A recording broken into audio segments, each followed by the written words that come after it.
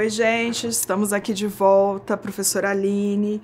Vamos falar agora no Maratona Enem sobre tipos e gêneros textuais. Vamos continuar com a língua portuguesa e com a literatura.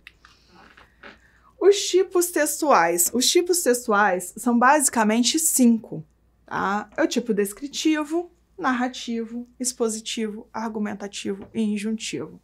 Quais são as características de cada um desses tipos?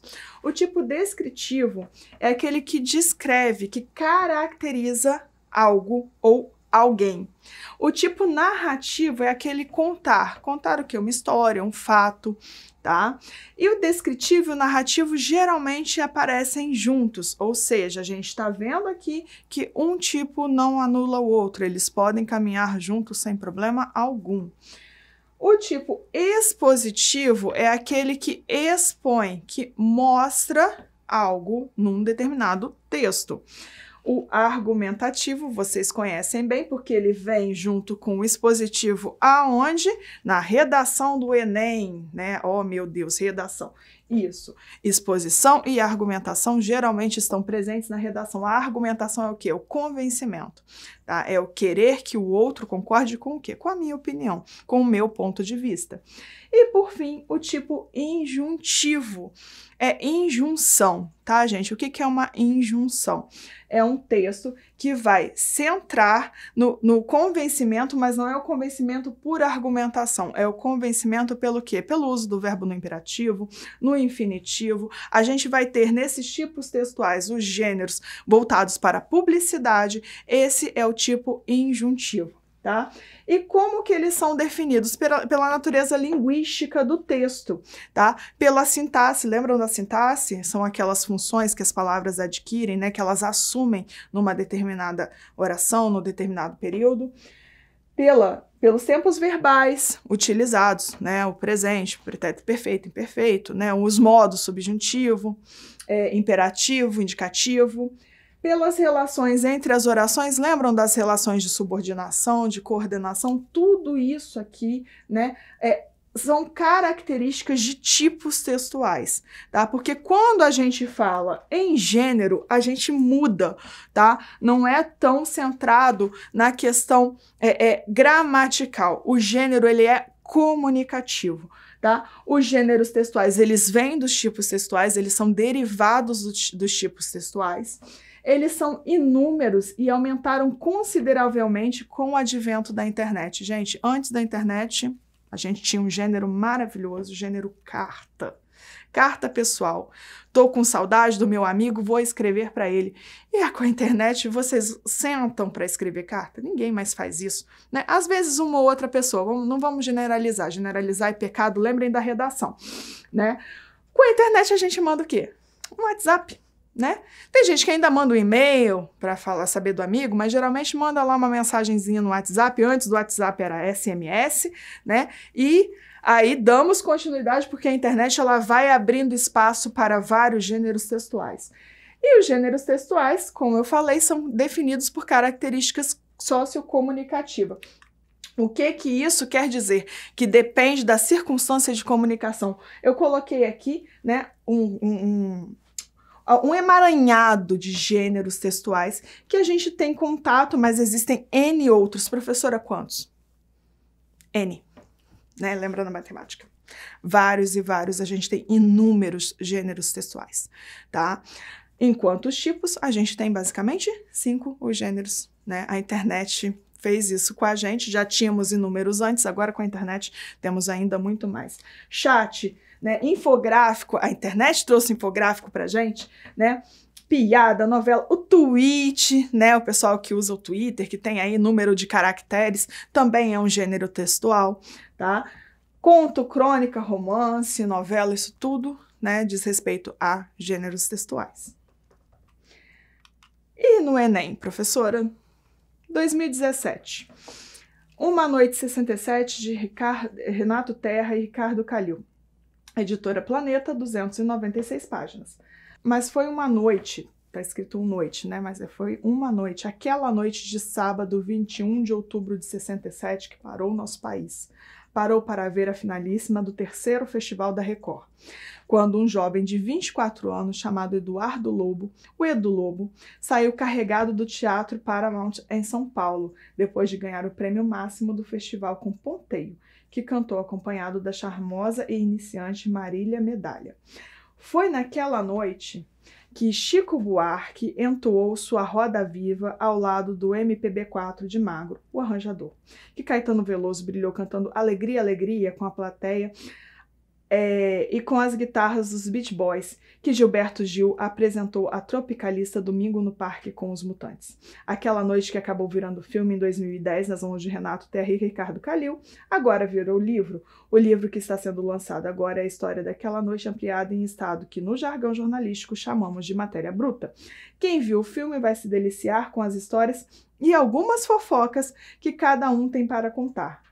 Agora sem os cortes necessários que um filme exige. E quem não viu o filme tem diante de si um livro de histórias, pensando bem, de história. A gente tem aí, né, um trecho adaptado, tá, que está disponível na Carta Capital, que é uma revista, e o enunciado diz o que pra gente? Considerando os elementos constitutivos dos gêneros textuais circulantes na sociedade, nesse fragmento de resenha, olha só, resenha é um gênero textual, tá? Predominam, a gente tem que interpretar, mas interpretar pensando no gênero, tá? O gênero resenha, o que que é? Né? É uma releitura, né? É trazer características de uma obra, né? É fazer o destaque de uma obra, pode ser um filme, né? Pode ser um livro, no caso aqui é um livro, tá? Então, no fragmento predominam caracterização de personalidades do contexto musical brasileiro dos anos 60. Tá caracterizando? Não, né? A gente não tem aí uma caracterização específica, né? Questões polêmicas direcionadas à produção musical dos anos 60? Também não tá falando de questão polêmica, né? Fala aqui que vai ter alguma fofoca, mas nada de polêmica.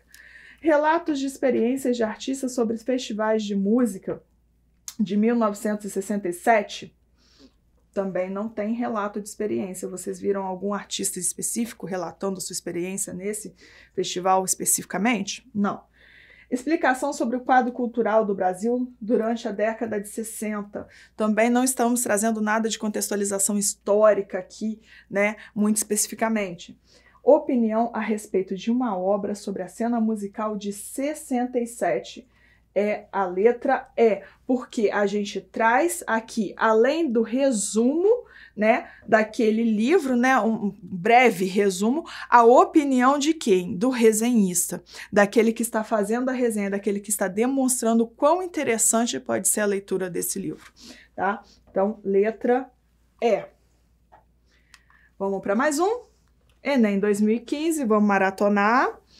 João Antônio de Barros, J. Barros, nasceu em 24 de junho de 1935 em Glória de Goitá, Pernambuco. Marceneiro, entalhador, xilógrafo, poeta, repentista, escritor de literatura de cordel, já publicou 33 folhetos e ainda tem vários inéditos. Reside em São Paulo desde 1973, vivendo exclusivamente da venda de livretos de cordel e das cantigas de improviso ao som da viola. Grande divulgador da poesia popular nordestina no Sul, tem dado frequentemente entrevistas à imprensa paulista sobre o assunto. A gente tem aí, né,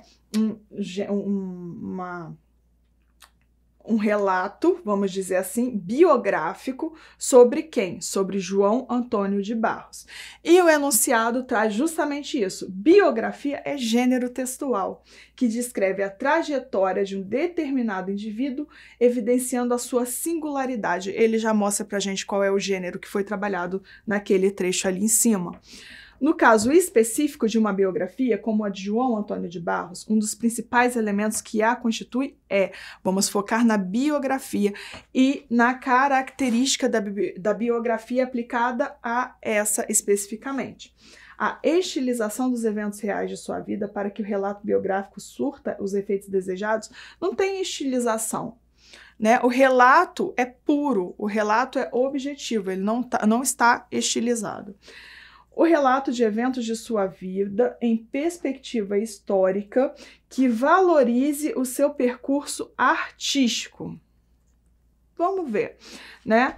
A gente tem aqui a narração dos eventos, que ele nasceu em 24 de junho, né, que ele foi marceneiro, entalhador, estilógrafo, que foi para São Paulo, vive exclusivamente da venda de cordel. Vamos pensar com carinho na letra B. Volta, vamos ver a letra C. A narração de eventos de sua vida que demonstrem a qualidade da sua obra. Tem narração aqui, gente, biografia é um gênero essencialmente descritivo, tá? De caracterização. Então, a gente aqui tem um pouco de narração, mas é muito pouco, tá? Lembra que os tipos textuais se misturam? Ok? Eles se misturam, mas aqui o que prevalece é o tipo descritivo. Uma retórica que enfatize alguns eventos da vida exemplar da pessoa biografada. Gente, estamos tentando mostrar que João Antônio de Barros tinha uma vida exemplar? Né? É nisso o foco textual? Claro que não. Uma exposição de eventos de sua vida que mescle objetividade e construção ficcional. Tem algo de ficcional? Vamos pensar o seguinte, tem objetividade? Tem. Foi marceneiro, entalhador, estilógrafo, reside em São Paulo, mas tem construção ficcional? Não tem, tá? Aqui tá um relato da vida do João Antônio de Barros. Vamos voltar na letra B. O relato de eventos de sua vida em perspectiva histórica, que valorize o seu percurso artístico. 1935, 1973, quando ele se muda, tá? E agora ele vive do quê? Somente da venda dos cordéis, ok? Letra B de bola. 2016, diário. Não vou nem perguntar quem faz diário, porque diário é do meu tempo. Hoje topei com alguns conhecidos meus, me dão bom dia, cheios de carinho, dizem para eu ter muita luz, ficar com Deus, eles têm pena de eu viver sozinho.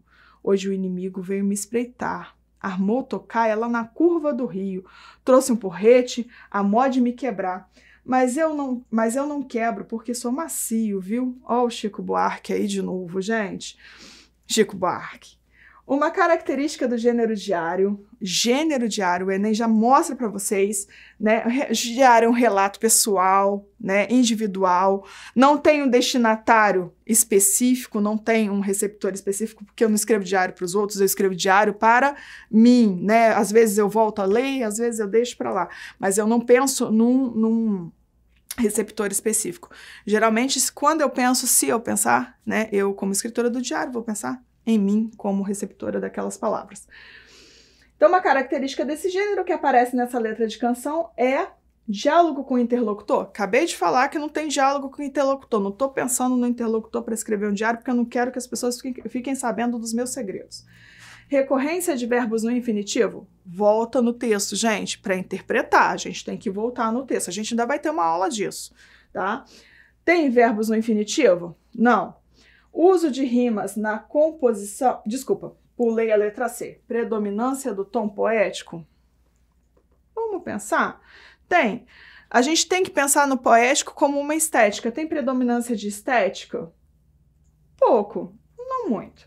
Uso de rimas na composição? Hoje topei com conhecidos meus, me dão bom dia cheio de carinho, dizem para ter muita luz ficar com Deus, eles têm pena de eu viver sozinho. Tem aí rimas na composição, mas eu tenho também muito mais o que? Autorreflexão. Hoje o inimigo veio me espreitar, armou a tocaia lá na curva do rio, trouxe um porrete a mó de me quebrar. Mas eu não quebro porque sou macio. Ele está refletindo o quê? Né? Sobre tudo o que aconteceu com ele naquele dia, né? Naquela página de diário, que geralmente uma página de diário, ela representa uma circunstância de um dia, né? Ou de uma tarde. Então, é muito mais autorreflexivo do que ficar preocupado com a estética do texto, né? Com a poesia, com a mensagem do texto. A mensagem, ele não tem para ele tanto significado quanto essa autorreflexão. Né, de quem escreve um diário não escreve para o outro, escreve para si, né, escreve para colocar o que é de si para si, ok? Então, no gênero diário, ele emite a mensagem ao mesmo tempo em que é destinatário dela, ele não está pensando no outro, ele pensa nele mesmo, letra E. 2019, essa questão é magnífica, tá? Maratona Enem, gente, questão que a Tia Aline gosta, tá? Blues da Piedade, do Cazuza. Vamos pedir piedade, Senhor, piedade, para essa gente careta e covarde. Vamos pedir piedade, Senhor, piedade. Lhes dê grandeza e um pouco de coragem. Todo gênero apresenta elementos constitutivos que condicionam seu uso em sociedade. Lembra, gente, que eu falei, né, das condições, das circunstâncias sociocomunicativas dos gêneros textuais? O Enem está falando isso para vocês. A letra da canção identifica-se com o gênero ladainha. A gente tem uma canção que é um gênero, mas que é uma canção que se identifica, que está muito próxima de um outro gênero que é a ladainha. Essencialmente pela utilização da sequência textual. Gente, vamos pedir piedade para essa gente careta e covarde, vamos pedir piedade, lhes dê grandeza e um pouco de coragem. Então a gente tem uma sequência expositiva, está discorrendo sobre um tema? Está trazendo um tema específico? Não. É narrativa porque tem uma cadeia de ações? Também não. É injuntiva por chamar o locutor, o interlocutor, desculpem, a participação. Vamos pedir piedade.